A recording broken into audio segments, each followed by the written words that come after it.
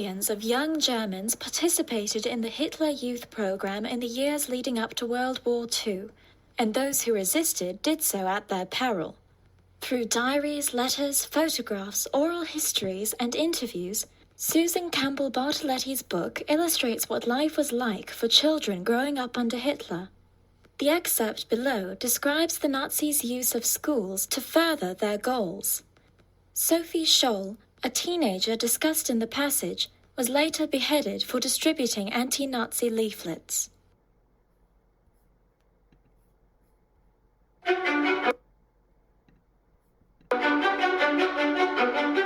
Nazi Germany, World War II, a high school classroom. For Hitler, education had one purpose: to mold children into good Nazis. The Hitler Youth all studied the same textbook, took the same tests, and saluted the same photo of their leader before each school day. 14-year-old Sophie Scholl wants to break this mold, think for herself, explore her own ideas. How does one girl stand apart with so much at stake? Find out in Susan Campbell Bartoletti's Hitler Youth.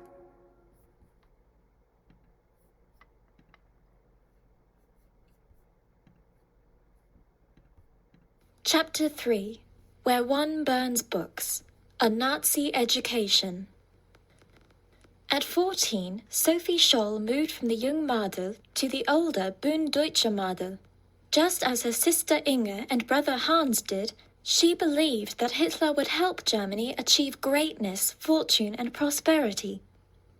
Deeply sensitive, Sophie was a talented artist. She loved music, and, like many teenagers, she longed for individuality and independence. Although a German motto said, "German girls wear braids," dark-haired Sophie wore her hair short. During high school, Sophie began to grow away from the National Socialistic ideas about race, religion, and duty. She was beginning to form her own political views, which she often wrote about in her diary and letters. But to Sophie's dismay, her Nazi teachers did not tolerate disagreement or discussion of other viewpoints. Though Sophie knew the correct National Socialistic answer to every question, she soon found herself unwilling to give her teachers the answers they wanted but she felt were wrong. Sophie measured herself against high standards and believed others should do the same. We all have this yardstick inside ourselves, but it just isn't sought enough. Maybe because it is the most difficult yardstick, she explained in a letter to her boyfriend, Fritz Hartnagel. 4 years older than Sophie, Fritz was a young officer in the German army. In school, Sophie felt alienated because she could not confide in a classmate or teacher. She longed to graduate and join her older brother, Hans, whom she adored, at the University of Munich, where she planned to study biology and philosophy. But for now, Sophie was stuck in high school, feeling frustrated and stifled. One day, she stopped raising her hand to be called upon. Her silence frustrated her teachers. The principal warned Sophie that she might not graduate if she didn't participate and show more enthusiasm for National Socialism. The threat worked. Worried now, Sophie buckled and studied hard to pass the Abitur, a difficult graduation test, in order to receive her diploma. Her diploma was her ticket to the university. Later, Sophie would not buckle again on her political views. In another letter to Fritz, she wrote, "I don't like to think about it, but soon there is going to be nothing left but politics, and as long as it's so confused and evil, it's cowardly to turn away from it." Sophie's frustration during high school stemmed from the Nazis' new standardized school curriculum. It was important to Adolf Hitler that all Germans shared the same outlook on the world. This was called Weltanschauung, or worldview. Although a poor student himself, Hitler had definite ideas about education. For Hitler, education had one purpose: to mold children into good Nazis. As soon as the Nazis came to power, they took control of the public schools, called national schools. They threw out old textbooks and implemented new ones. They rewrote the curriculum from the top to bottom so that it only taught Nazi-approved ideas. Soon, the Nazi flag and Hitler's portrait hung in every classroom. In the morning, we stood at attention, and there was the Nazi flag, said Karl Schneebe. We always had to start class with Heil Hitler. There was no more good morning, children.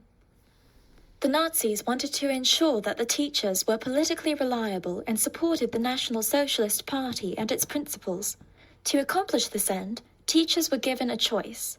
Either join the National Socialist Teachers Alliance and train the students in National Socialism, or be dismissed. The Hitler Youth enjoyed the power they had over teachers and other authority figures. Dressed in full uniform, entire Hitler Youth squads, as many as 100 boys, showed up at classroom doors to intimidate teachers who did not espouse the Nazi worldview. In Munich, they broke up teachers' association meetings and even smashed out the apartment windows of a Latin teacher who had given out low grades. The police were called, but the Nazi Party wouldn't allow them to arrest the Hitler Youth. All the police could do was take down their names. Never before had students felt so much power over adults and school authority. But the leader of the Hitler Youth, Baldur van Schirach, was unhappy about the unfavorable publicity, and he told the Hitler Youth to obey the law. The Nazi Party pressured teachers for 100% Hitler Youth membership, and the teachers, in turn, pressured the students to join. Henry Mittelmann's teacher criticized a boy who held out. "You see, all your friends in class have become members," said the teacher. "Surely so many cannot be wrong in their choice while you are the only one who is right. Remember, they are all determined to help the Führer." Some teachers quit rather than join the Nazis. Those who refused to quit were dealt with harshly. The Scholl children were upset when the Nazis arrested a young teacher and forced him to stand as stormtroopers marched past and spat in his face. Afterward, the teacher was taken to a concentration camp.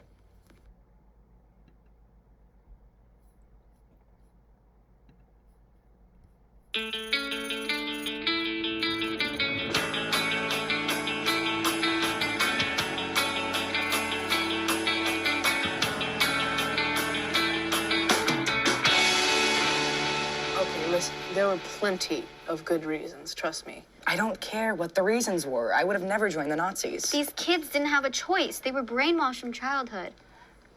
I don't buy it. You always have a choice of what to believe. What'd I miss? Okay, so Ethan's judging the kids in the Hitler Youth program, As I should. and Haley's defending them. Which makes me feel weird, I promise. I don't agree with what they did, but I just think it was complicated. So does Susan Bartoletti, sounds like. Should we read the prompt? I got it right here.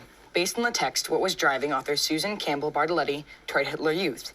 How does she reconcile the evidence with her own point of view? And then we're supposed to analyze her handling of the evidence and describe her overall purpose. Okay, I read chapter 3, and Susan Bartoletti doesn't ever say what she thinks.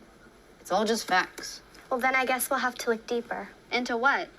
Connor's right. Bartoletti never says, here's what I think about the Hitler Youth, but I don't know. I lost it. Wait, that made me think of something. Bartoletti may not tell us what she believes, but she does tell us what the people in the story believed. Why don't we start there? I mean, we can try. The first person we learn about is Sophie. It says right here that she believed that Hitler would help Germany achieve greatness, fortune, and prosperity. Okay, so what does that tell us? Pretty simple, right? Sophie wants the best for her country. Yeah, I think that's important. I remember in class, by the 1930s, Germany was in a really tough time. Widespread unemployment, poverty. So we understand why Sophie wanted to believe in Hitler, but as she got older, she started questioning things. Oh, big time. It says she felt, frustrated and stifled in school. And it was only after her teachers threatened her that she studied hard. By the time she's in high school, she's writing to her brother that she thinks Hitler's politics were confused and evil. Okay, so Sophie's a part of the Hitler Youth program, but against her will? Is that Bartoletti's argument? I think that's part of it. But not all Hitler Youth were like Sophie. Some of them were into it. True. We should probably look at how Bartoletti handles that. Take 5?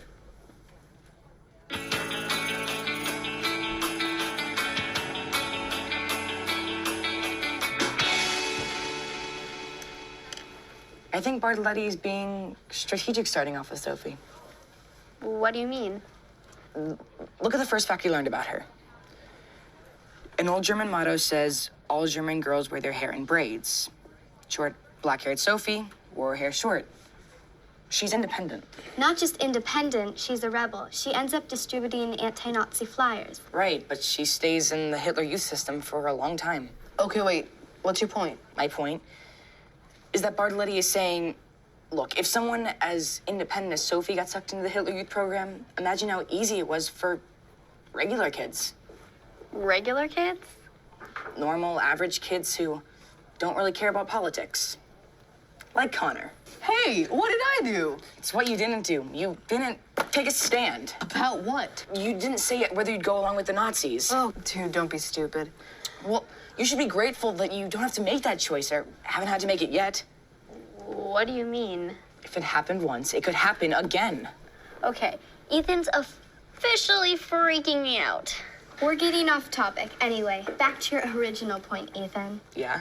I agree with you. These other kids, the Hitler Youth, they don't sound like victims. Listen to this.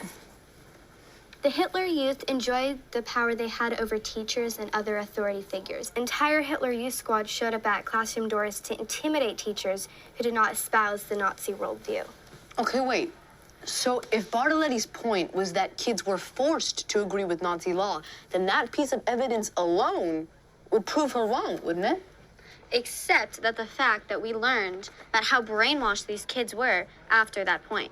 It says here that they heard every morning, Heil Hitler, instead of things like good morning children, like they used to.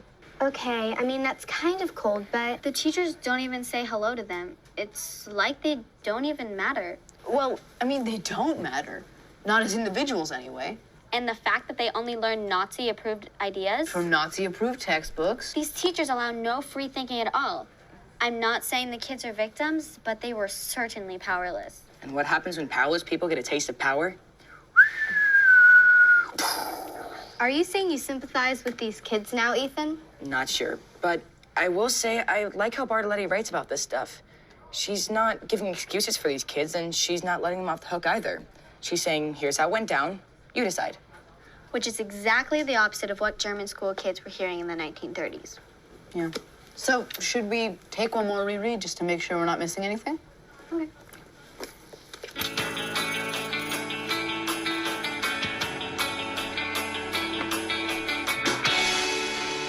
Two words, peer pressure. You want to expand on that, Natalie? Bartoletti is saying that wanting to be part of a group is part of what keeps these kids in line. But I thought we were just saying the kids wanted to be individuals. I think it's both. They want to be individuals, but they also want to belong. I think the Nazis are using that wanting to belong against the kids. Wait, where do you see that? There's that moment at the end. That one teacher who tells a kid, you see, all your friends in class have become members. Surely so many cannot be wrong in their choice while you are the only one who is right. Yeah, that really gives me the creeps. Really? It's just so personal. That's a good point, Ethan. Up until that moment, the only thing separating the Nazis from everyone else is just ideas. But here, you're right. It's personal. The teacher's challenging the student's loyalty, not just to Hitler, but to his friends and community. That's a lot. You have to be pretty strong not to collapse under all that pressure. Are you saying it's complicated, Ethan? I'm saying that Bartoletti proves there was a range of different feelings going on. Well, I think that's something we can all relate to. Look at how cray-cray things got in here. And we were only talking about it. Who you calling cray-cray? I wasn't calling anyone cray-cray.